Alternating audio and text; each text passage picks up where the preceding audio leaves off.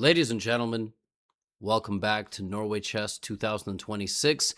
This is an elite tournament where we are featuring Magnus Carlsen, Gukesh, the reigning world champion in the classical format, Vincent Keimer, Prague, Wesley So, Ali Reza Firouzja, and there's also all of the elite women of the world participating, including the dominant world champion Ju and Jun, the recent candidates, participants, Bibisara, Divya, and so on. Now, this is round number 3.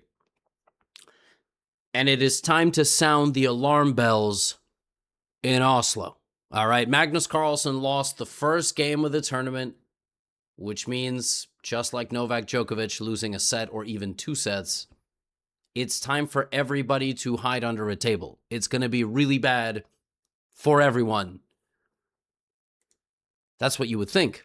Now, today, we have Magnus taking on Prague. This is a very exciting matchup. Obviously, these two have played many times against each other in many different formats, and Magnus has great respect for Prague as a player. I think they even invited him to a training camp. Prague plays e4. Magnus responds the Sicilian defense. If you want to win with the black pieces, this is the way you have to play. Friendly reminder, if you look at the standings on the left side of your screen, winning in the slow portion in Norway Chess gets you 3 points like soccer or football scoring, and then all of the others is if you win in the Armageddon format. From the opening, we have a Najdorf Sicilian, and now Prague plays one of the, and I am not exaggerating, 16 possible moves here. It might even be 17 at this point. White plays h4. Yes, this is a real move. I know it looks just utterly disrespectful. It's not that bad. All right, there are some ideas you can advance this pawn to h6. There's some ideas you play g3, and then, you do various fighting for the diagonal. It's a move. I promise it's a move, as ridiculous as it looks. And it gets Magnus thinking.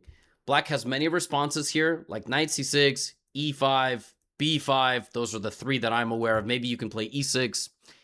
Magnus plays h6. h4, h6. So white will not get bishop g5. White is also not going to get the pawn to h6. And in many ways, this is a waiting move as well. Prague plays bishop c4, so he's not super disturbed by h6. He plays bishop c4, which is one of the moves. And now again, the computer shows e5, which is a major idea. And then there's other moves like queen c7, knight d7, b5 always looks possible. Magnus plays rock solid. He plays a move, e6. So h6 and e6, Black puts everything on the 4th rank. You know who played like this? Kasparov, back in the 90s. 6th rank Sicilian defense. Come get some. Arms up like this. You want to land some shots. You're going to have to take some shots to land some shots. Prague now settles in for a 10-minute think. He actually plays the best move. The bishop needs a way back home. So a3 is a very flexible move for white. And b5 will be very well met with the bishop getting far out of the way and not sitting on b3 where it could be susceptible to the knight. It could be susceptible to various pawn infiltrations. The bishop is better on a2. Magnus now spends another 28 minutes, which probably can't happen in this format. But it's the second time in the first 3 games. It might even be the 3rd time. He's spending a lot of time in the opening. And that's rare. And I think my hypothesis for Magnus spending 28 minutes on these moves is it's a case of ignorance, it's a case of ignorance is bliss, but the opposite. He has an overabundance of knowledge, and he has time away from the game. When you are an active chess player in 2026 in classical format, you spend a ton of time on openings. If you ask any chess grandmaster in the world what they spend 90% of their time on, it's opening analysis and preparation. And so Magnus needs to trust the limited amount of time that he's working on openings, because I don't think it's that much time. With fatherhood and playing all the other stuff that he's doing and the sponsors, and he doesn't play much classical chess at all. He has to mix that with classical intuition. And so he's trying to invent things at the board against the guy in Prague who now has a 30-minute time advantage, and everything that's been played up until this point is correct. Magnus is actually playing very well also. He's really trying to understand the essence of the position. Bishop d7 and bishop e7 And this setup resembles a setup that you get in the classical Sicilian, where black plays knight c6, knight f6, d6 in the opening, not these other moves, and then e6, bishop e7, bishop d7, occasionally a6. And generally there, white has ideas like a bishop on g5. That's called the Rouser variation. Queen e2. Now we have an unbelievably complicated Sicilian. A Sicilian defense where neither side has yet committed their king. A Sicilian defense that mirrors other Sicilian defenses. It looks like a mix of a Najdorf and a Scheveningen. That's not how you pronounce it, but Dutch word. With a, it's like a mix of everything. So h5 from Magnus. So he committed h6, goes h5. The knight can always go to g4. f3 is a very flexible move from Pragg. He spends a lot of time on this move, but he solidifies his center. And now Magnus plays the best move, which is knight e5. Knight e5 is very hard to explain to a person. Basically, you no longer want the trade. You think your knight has better long-term prospects from e5, either going to c4 or to d3. You want to put your rook on c8. You're anticipating that white is going to castle in this direction, and there's ideas to sacrifice the rook to damage the structure. So we have this and rook c8, a very fluid position developing. Now, almost without thinking, Sicilian players put the king on b1 so that the king is closer to the edge of the board. But Pragg goes bishop g5. So Pragg now spends 25 minutes of his own and is like, do I go king b1 now or bishop g5 now? Or something else. Magnus is looking at rook takes c3 all the time. Whenever a knight is in front of a long-castled king in a Sicilian, and it's only guarded by the pawn, it's not guarded by the queen, which is usually on d2, this always becomes an idea. Now, it becomes a little bit less of an idea when the bishop is on e7, because normally the bishop is on g7 and looks in this direction. When it's on e7, it's not really doing that.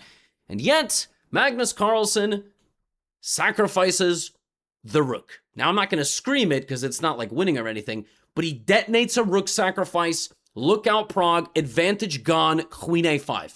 You cannot ask for a more pure Sicilian. I mean, this is as if Magnus got on a flight from Oslo to Palermo, got into a taxi, drove 40 minutes to a local vineyard, okay? And instead of drinking some wine, he walked over to the olive tree, and he had some truly, like, 100% Sicilian essence olives. I don't know how he had the time to do that, but he probably flies private at this point. This is a Sicilian, baby. You sack the rook, you have no clearly obvious compensation. Well, it's obvious to them. You don't have a pawn, you just have a rook for a knight, but this pawn structure is a little compromised. And with white, you cannot hang on to the pawns. It wouldn't work. Because black at any moment can go d5, and now we see the power of the bishop on e7. So this is an amazing position, really. Very rarely nowadays you get something like this. Pragg gives up the pawn on a3, and is like, okay, Magnus, you think you're going to attack my king? Tremendous. I'm actually going to attack your king. You're forgetting who you're dealing with. Pawn to f4. Attacking the knight in the middle. The knight could go to g4. It could go to g6. It could go to c6. The best moves are going backwards to one of these two squares. This to g4 is not one of the best moves because now Pragg will play e5. Now in this position, the top choice of the computer is not to step away, it's to go forward. That's a fork, and you can't take it because this is a fork of 1, 2. Not this, but knight c3. So knight f2 is the best move, and then we would get ef, knight d1, rook d1, gf6. The bishop is just trapped, but white has f5, opening the middle. Then there's e5, and now the bishop can come back. So you can play bishop c1 attacking the queen. And then in this position, you can play bishop b2, and then you can move the knight. Or you can go here, and the pawn can't be taking the knight because of this. So Magnus could enter that. Magnus instead goes pawn takes, knight h7. And Pragg has an advantage according to the computer. I don't think you in any way, shape, or form here feel like you have an advantage for white. The position is a migraine, okay? Queen's here. It's attacking, it's defending. The black king is in the middle of the board, but the moment that it castles, the rook is coming in, gonna be problems. This pawn, probably a little bit too slow. This bishop not really participating in the game, but these bishops are holding up the safety and integrity of the black king. Queen d2 played. Magnus retransfers his knight from f6 to h7 to f8. It defends d7 against any queen checkmating attack, all right? You can take here. I'm probably going to take with the queen. King is also possible in some positions, but not right now. And Pragg comes back with the knight. That is a completely reasonable move. I don't know why the engine is saying knight f3 is bad. There's also rook f1. So he plays knight to f3, opens up the line over here, opens up bishop takes e7. Magnus plays queen back to c5. Tons of tension in the position, and Magnus is now overtaking Pragg on the clock. So we're reaching a position where Magnus things are probably going to happen.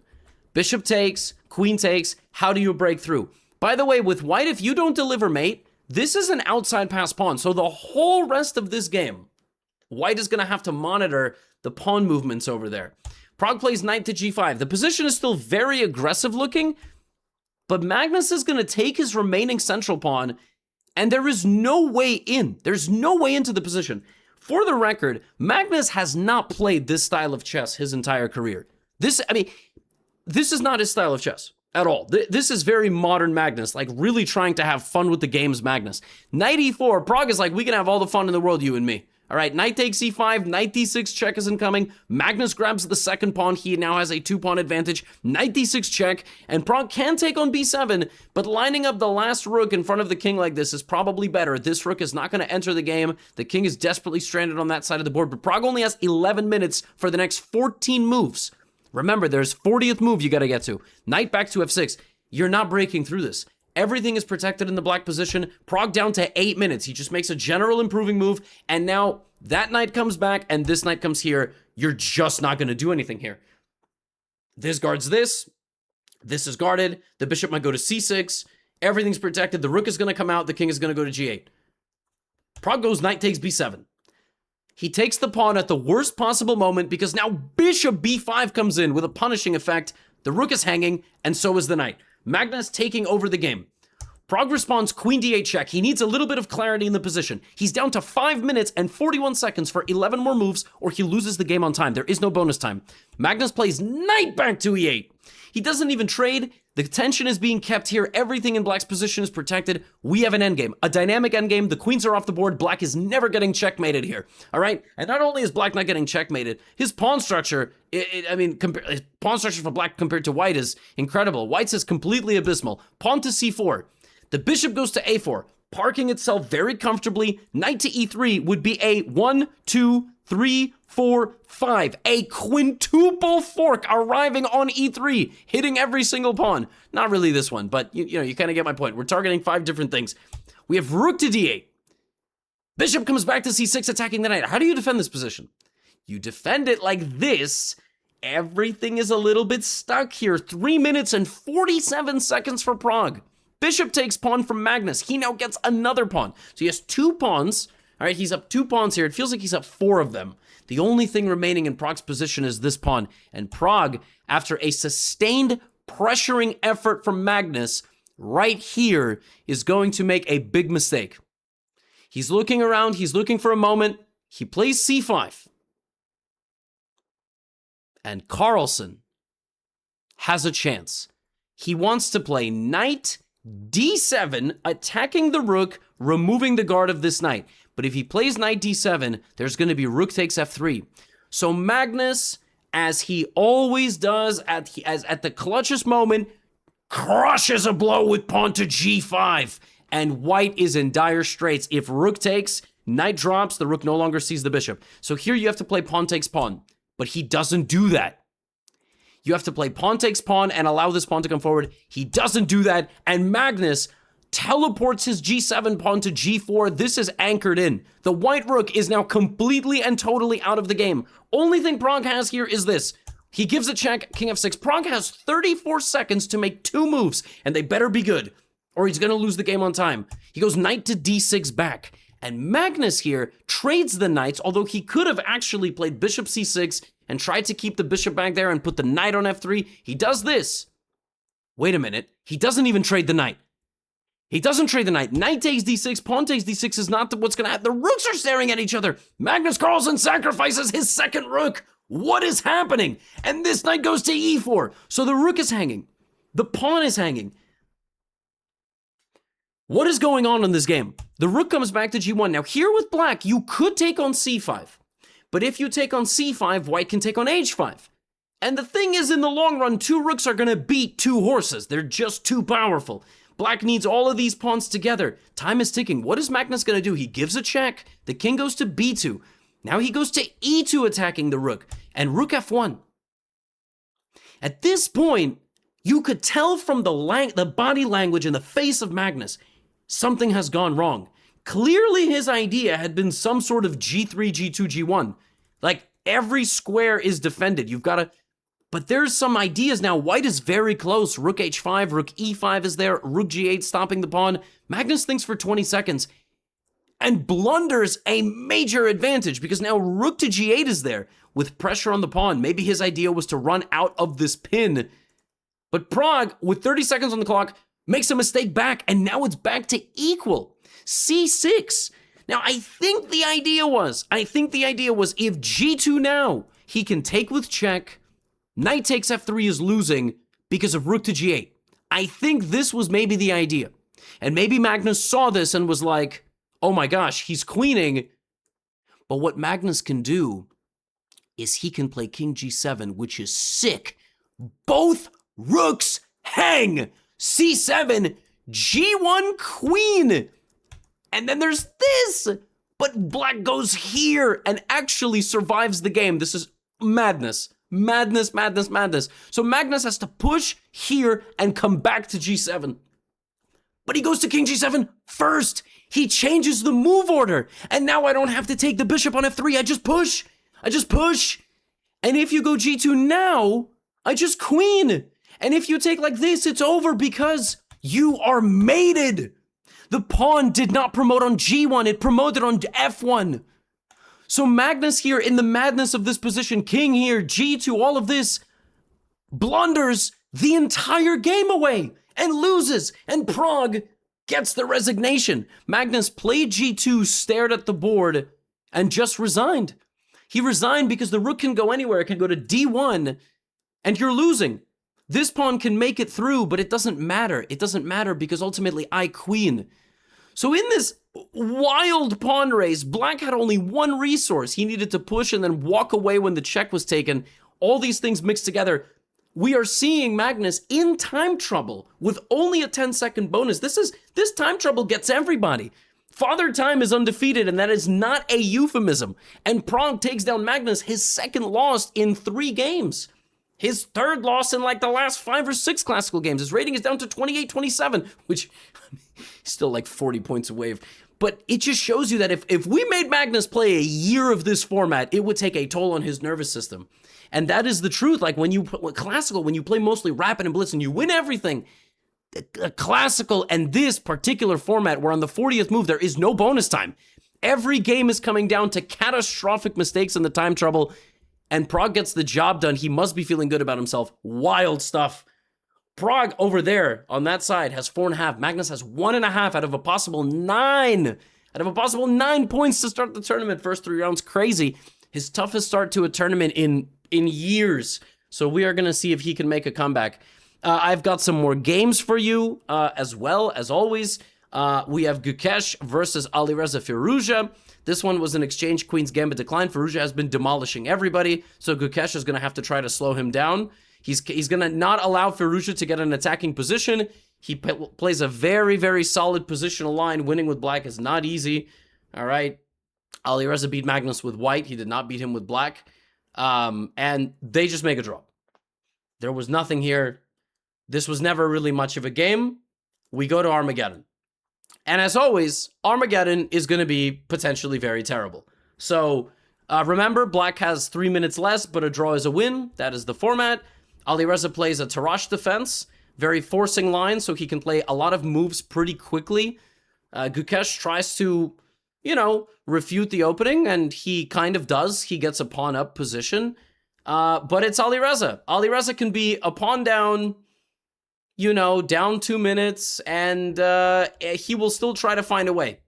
All right, Gukesh playing fantastic, rolling downhill, beautiful game so far, building up his advantage. Right here, he plays the wrong move.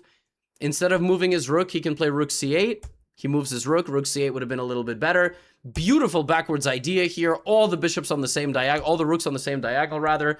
And Alireza is able to clutch back some equality here had the bishop gone back this way, but instead, Gukesh retakes the advantage. This is the most chill position ever. White has an extra pawn. It's on the outskirts of the board. Bishop c5, you know, just playing for tricks here. Knight c6. He could have went knight f5 and then tried to block on the d6 square. He does this, and all of a sudden, Alireza's causing some problems. Bishop f3, rook h1 is just mate. So with white, you have to be extremely precise. And Gukesh defends and defends and defends. And here, he didn't need to do anything. He obviously saw bishop f3 coming. He could have went rook b2. Rook b2. Why rook b2? Because if rook a1, there's discovered attack here. And if rook c1, there's rook a2. And if bishop f3, there's check, king h7, and rook a1 always. You can always just give a check, force the rook away, and you always have rook a1. So he needed to see rook b2, rook a2. There's always check ideas. I actually, you don't even need the check, I guess. You always can deflect the rook away. But you can always deflect the deflecting the king away from this pawn is generally going to be helpful. It's better to go here, but you can also just play rook a1. Gukesh, though, sacrifices his rook. He probably thought this was just a draw. It's not. Alireza wins because the king runs over. The rook wins the pawn. And yeah, Alireza wins because if you go king g2, rook d1, you here could have... it's just, I mean, it's a draw, but he wins the Armageddon. So Alireza's won every matchup. He has 7.5 points, which is incredible. He is dominating. Vincent Keimer versus Wesley So. Very solid game. Wesley goes for Berlin. Vincent says no thank you, although I am from Germany. We have an anti-Berlin. Wesley playing very smart line with a5, b5, some sort of modern concept. This is under pressure. The board is opening up. All of Black's pieces very active, although they are on the last rank of the board. Honestly, in classical chess, you either get games like this and the Alireza game, where by the 30th move of the game, a lot of stuff has been traded, and both guys are kind of hovering around equality. Although here, Vincent had a moment. He could have went knight h2 and then tried to pull apart this side of the board, but he went knight d4, and this gave Wesley a little bit too much coordination. Very rich position, but with the king stuck on the back rank against the knight and a rook like this, you're just going to take everything away from white, and that is what happened. This is simply a draw. The king cannot cross because knight f4 check would result in the king walking into danger no matter what, and with g3, rook f2, knight h3, you would just get mated. So, despite being quite a rich position, just like the Gukesh classical game, this one also goes to Armageddon. And the Armageddon, Wesley So, we have another Spanish. This time Wesley does not play a Berlin. He plays mainline Spanish, b5, d6, this line with knight a5 and c5, very historic line, played many, many times. White's going to reposition. At some point, white is going to go for d4, and okay, maybe not. White is not going to go for d4. Wesley's going to go for d5. If there was ever a position to play d4, it would be right here. Wesley plays d5, crushing the center open, and now white is always in this weird spot in the Armageddon, because you have to win. You can't trade too many pieces, and in having to win, you ultimately, make the position too complicated. And that really works if you also have a major time advantage. But if your time advantage is gone, it's really difficult to play chess when two results can go for the opponent. Very difficult. If you cannot make a draw, it often means you cannot play the best moves. You have to take massive amounts of risk. And here, Vincent Keimer is taking massive amounts of risks. He's sacrificing a piece. The problem is, when you sacrifice a piece, hold on to your hat. Listen to this wisdom. When you sacrifice a piece in chess, you're down a piece. Tough one. I know you didn't think that one through. Bishop is hanging, mate is there, and well, not mate, but you would lose your queen. And so, yeah, this is a perfect example of an Armageddon game. It's the opening. If you look at the position, I mean, I don't know the exact opening database, but if you go to Explore, I mean, d4 has been played a massive amounts of time. This plan is possible, but Wesley just totally dominates here. Advances these pawns, makes openings in the center for his pieces, and Wesley wins the Armageddon against Vincent. It's kind of fun, you know, but this format definitely makes the classical games a little bit crazy and a little bit chaotic. So those are your standings over there. Farouz is still winning the tournament, and as long as nobody's going to win in classical, Farouz is going to run away with the tournament. Now, I would like to show you the game between two people who have had very exciting games so far. These are recent participants in the Candidates Tournament. Bibisara, half a point away from winning the Candidates Tournament. Divya did not have a great Candidates Tournament. But honestly, in this matchup, the two of them needed a break. Bibisara had two utterly insane classical games to start the tournament. And Divya also yesterday played some crazy games against Humpy. And from the opening, we traded the knights, we traded the bishops, we traded some rooks, we traded some queens, and this is the game. Total symmetry, not much to talk about here. I mean, there are some little things. White played a Neo-Catalan and then kind of turned it back into a Catalan, and then opened up the center here with e4. But generally in these positions, if Black is successful with playing the move e5 and White doesn't put pressure the right way, then you're not going to get anything. Bibisara here spent a bit of time. She kind of killed off the game. She could have went rook e1. Rook e1 keeps a lot of tension. Knight f6, queen h4, e4. The game is very sharp, but sometimes you just kind of want to chill.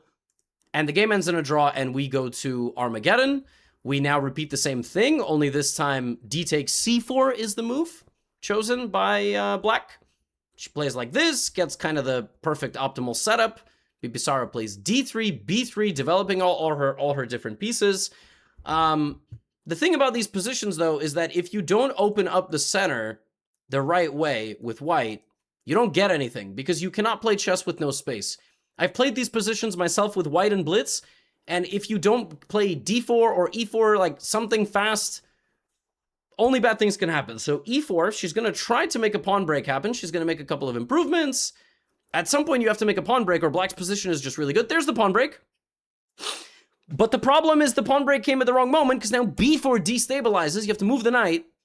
And now, this was not completely necessary, but even this two pieces situation for the rook, the bishop is just bad, and you trade the queens, and normally a knight and a bishop versus a rook are very good, but they are a lot worse when the rook has a lot of help, and when you're just getting skewered, like, mercilessly, like, your pieces have no space. And White is able to come back in this game and get a little bit of coordination, but the knight and the bishop are not going to beat the rook. Like, there is no way, everything is on the same side. You need a little bit of imbalance, and the imbalance just simply does not exist. But it is Armageddon, so anything can happen. But in this particular game, not too much happened. Divya's horse traveled the entire board, but ultimately she could not win. But she does win, because a draw is a win. And that is the nature of Armageddon. This was the matchup today that had probably the most boring back-to-back games, but this is life. This is the way it goes sometimes. And for Divya, she's just happy to get some points. And now we will move on to the matchup of Humpy versus Anna Muzichuk. This is a matchup of players where one player just previously replaced the player in the Candidates Tournament. Kind of wild. Kind of a wild matchup. Also, the standings are now corrected. Bibisara is leading with 4.5 out of a possible 6 points. And in this game, Muzichuk plays a very practical line with Black against the Queen's Gambit. She plays the Queen's Gambit. This is a Hikaru Nakamura specialty. I have no idea why this is called the Austrian variation. Somebody can tell me the lore. But Hikaru has played this with massive success. This completely kills the game. This is some sort of like enigma, this variation, where in a lot of these lines, Black is just straight up down a pawn. But Black can, like, White can't guard all the pawns. So Black ends up winning back the pawns. And we have a position with just no D and C pawns. And so e4 is the move from Humpy. She plays the best line, which is like very positional. Here, I think White is supposed to take the bishop and then play knight c2 and play that endgame. That's what the computer wants. If you don't do that, you just get a completely equal game. Black doesn't have a bishop pair, but has the option to put pressure here, but that's why the bishop is there, to stop that. Ultimately, Muzichuk is a very experienced player, and her pieces are solid. And the players just agree to a draw here. I mean, and again, this is just classical chess. You sit down, you have 2 hours, you spend an hour and 55 minutes to make 30 moves, and you just cannot break through the Mirror Queen's Gambit. It's kind of incredible. This is like, you know, back in the day in school, if you really wanted to win any argument, you would just say, I know you are, but what am I? Nowadays, kids in school say skibbity gyat, or maybe that's something from a year or two ago, and now they just say other things like 6, 7. But when I was in school, right, 20 years ago, we were slightly more sophisticated. So we would just hit you with, I know you are, but what am I? And that won. That won. Or if you started just copycatting someone. Like, those were really the wild cards. That was like the Exodia. If you pulled that out against someone, you won. So clearly you can just do exactly what white does, and that's the end of the game. Now, you still have to play Armageddon, and as we know, in Armageddon, anything goes, and Humpy plays the Nimso Larsen. She plays 1 b3. I don't think there's an amount of money you could wire to the bank account of Humpy Konaru to play b3 in a classical chess game. I think she's generally a very solid and proper player. But in Armageddon, absolutely anything goes, although from the opening, she still gets a game that, you know, is a relatively complicated positional battle. a4, but it's not her style. She is down on time by move 14. Pawn takes. Pawn takes. Position's very dynamic. Muzuchuk, total roll of the dice here. Total roll of the dice. b5. f4, strong move. Now b4 for black would be good, but she goes knight f7. And white can begin taking and trying to restore a little bit of order. Now the center opens up. Oh my gosh. Knight sacrifice. Hits the bishop. Queen, direct line of attack against the king. The king has to move. Black goes here, but black is worse because actually the queen side is very bad. Like b6 and all these long-term ideas. You kick out the queen, you stabilize everything. Humpy is turning on the screws, makes a mistake here with her king safety. g4, and here comes the counterattack from Muzuchuk. The knight is on g4. There is no way Humpy likes having the king on g3. Like, that is crazy. Rook h1, and now a completely winning moment here. Very tough to spot this. I call this the pendulum. You can sacrifice the rook. Humpy just has to watch a little bit more Gotham, huh? That's what she needs. Rook takes h6. The idea is the queen can go here like a pendulum. And the king can't go there because then you would move the knight and it would be double check and mate. That's kind of sick. So here, here, here, and now you force the bishop to go there and you come back. The pendulum. And that's the end of the game. That doesn't happen. Queen f3. She misses it. The game goes on. White regains the advantage. But then black gets the advantage back. She could have taken the knight. Every Armageddon is a crazy scramble. And ultimately, Anna Muzuchuk gets the job done on the 45th move. The thing about these Armageddon games is they are, honestly, they're chess gambling. Like, really, this is like opening cases or whatever. What are content creators doing nowadays? Like, I don't know. It's like all these different live streamers. This is just crazy stuff here. This stuff is wild. All right, these games are wild. Here's another great example. Ju Wenjun versus Zhu Jin-er. This is a matchup. This could have been another All China Women's World Championship match, but it won't be. Right, it's going to be Vaishali. Knight e4. And in this game, Ju Wenjun, she got a very comfortable QGD. She's going to try to maybe go for some sort of e4. This knight in the QGD likes to be on d6, if possible. If you can't get it there, because, I mean, you can go knight b8, knight c8, knight b6, knight c8, knight d6. You can also move it somewhere else. She does it like this. Let's see where she goes next. She goes rook d8. And actually, black is just in time here for central counterplay.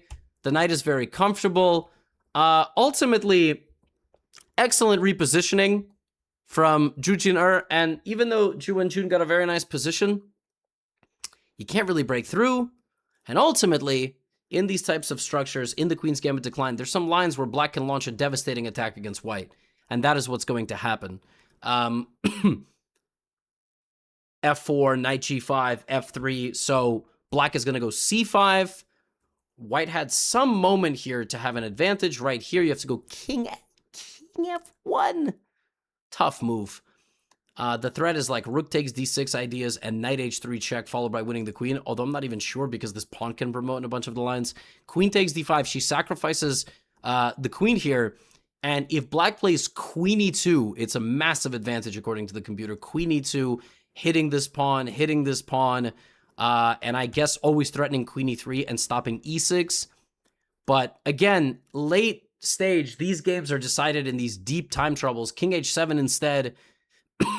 This gives white time to play h3 and king h2, which apparently makes all the difference. Apparently, if you do this, h3, f4, there is no king h2. So that is the winning idea. You have to go here and use your f-pawn, and by the time you get the proper setup, it's too late. White's counterplay is strong, and this position is a draw because you're going to trade pawns, and white is going to have a defensive fortress. And that is exactly what happens. This reminds us of the game Gukesh, Wesley, where actually what's amazing about this position is this is still a draw. You could have the same position with no knight. This is still a draw because there is no way through. There is no way through here. The black king can come all the way here, and you still cannot get past my rook and my pawn. That's incredible, right? There you go. The concept of a fortress. So this game also goes to Armageddon. And obviously, one last time, we are going to have absolute chaos. And opening starts very chill, very chill, very chill. Neo-Catalan, ready, positional grind, white playing simple moves. But every player with white ends up getting low on time. All right. But now this is what we need. We have a knight versus a bishop, and white is clearly going to win a pawn. All you have to do is not get mated. That's it. Easier said than done. You can take the pawn on b6. She takes the pawn on b6. You can play f3, king f2. You will never get mated. I would not go knight e3. I would go f3. I would go f3 now. She's still not going f3. If you go f3, king f2, g4, you just win. Queen c6. She's got to go f3 at some point, maybe. Okay, queen trade. Fine. f3. There it is. But she played f3 a little bit later. Now black is trying to survive this endgame where you are clearly down a pawn. And it looks like white should easily win. And white is easily winning. So d4 takes. King f4. Now you can go e5, e5, e5. King g5, and you are winning. You are winning with white. If in this position you go knight e2. Oh, yeah, you put the king. You go knight e2, knight f4, e6. Pretty sure you just win. Knight e2, bishop d3, knight f4, e6. You win. Because what's going to happen is you're going to win this pawn on g6. You have to put the knight on f4 and play e6. And for reasons I cannot quite explain, Ju Wenjun decided that to win, she has to go this way, which is fine. But then black went g5. And g5 is a massive problem because after the trade of a few pawns, it's actually a draw. And the game ended in a draw. And this is Armageddon. That in this position, Ju Wenjun is like, I don't know how to win this. Knight e2, knight f4, e6, knight takes g6. Like, this is Armageddon. This is Armageddon. This is what happens in Armageddon. Armageddon is all the best players in the world champions, the Magnuses of the world. Well, right now he's also struggling in classical. Norway chess has been crazy. So Bibisara is still winning. Then it's Divya, Anna, Jujin. It's going to be anybody's tournament. Any of these players, if they win one classical game, get first place. So tomorrow we have Bibisara, Ju Wenjun. If Ju Wenjun beats Bibisara in classical, she's in first place of the tournament. So classical is totally undecided, very complex. Ali Reza here also can be, defeated by somebody. Like if Wesley beats him, then the tournament is wide open. Magnus is in last place. I don't know what's going on. I think he is playing slightly out of character. I think he's deliberately going for massive, massive fights, taking huge risks in these games. And against these young guys who are in form playing all the time, you just can't do that. Like, he has to only beat them with old man chess. It's the only way. So yeah, we will see what happens. That's all I have for you today. Get out of here.